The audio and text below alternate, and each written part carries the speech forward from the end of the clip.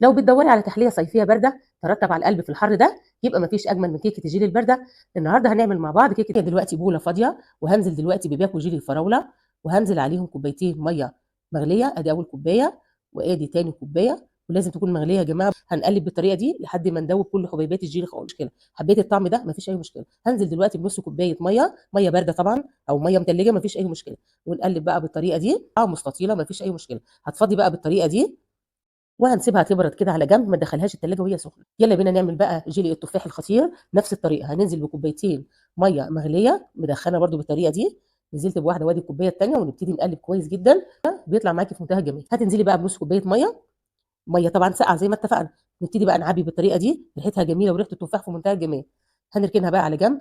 جيلي الكريز حطيناها، وننزل عليهم برده بكوبايتين ميه مغليه نفس الطريقه. ادي كوبايه وادي الكوبايه الثانيه، ونقلب لحد ما يختفي كل حبيبات الجيلي. وهننزل دلوقتي بنص كوبايه ميه ساقعه عليها، هنعبيها مع بعض في العلبه بالطريقه دي.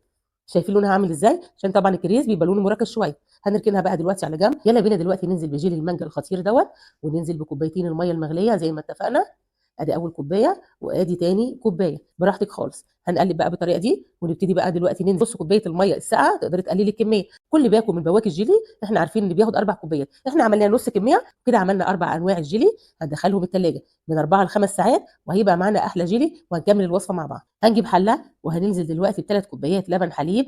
وتجيبيه كده كامل الدسم عشان الوصفه تبقى جميله وطعمها يبقى في منتهى الروعه. وهننزل عليهم دلوقتي بنص كوبايه سكر. تقدري تزودي برده زي ما انت عاوزه. وهننزل عليهم دلوقتي بمعلقه كبيره كريم شانتيه. وهننزل عليهم ب3 معالق جيلاتين باودر. وهننزل عليهم دلوقتي معلقه نشا كبيره. ونقلب بقى كده كويس، ونشغل النار. الجيلاتين يبقى على البارد يا جماعه، ما تحطوش الجيلاتين وهو سخن. هننزل دلوقتي بظرفين باكو فانيليا، هيديكي طعمه مميز وفي منتهى الجمال. يا جماعه اللبن دوت احنا غاليينه قبل كده، فدلوقتي يا دوبك هيدفى معانا. دلوقتي رفعنا اللبن من على النار بعد ما غلي معانا كده وسخن معانا. ودلوقتي طلعنا الجيلي من الثلاجه، شايفين شكله عامل ازاي. يلا بينا دلوقتي هنمسكه نقطعه مربعات وكعبات زي ما انت عاوزه. اعملي بقى ومعاكي بقى طبق كبير، وتبداي ايه القطع. شايفين بتنزل معانا ازاي. يلا بينا دلوقتي هنقطع مع بعض التفاح برده بالطريقه دي. شايفين اللون عامل ازاي يا جماعه اهو. يلا بينا مع بعض نقطع الكريز. الوصفه دي يا جماعه خطيره وجميله، حاجه روعه. يلا بينا دلوقتي نفضي الكريز بالطريقه دي. شايفين متماسكه ازاي، مع اني واخده كوبايتين لكم. يلا بينا دلوقتي نقطع مع بعض كده المانجا الخطيره دي. شايفين شكلها عامل ازاي.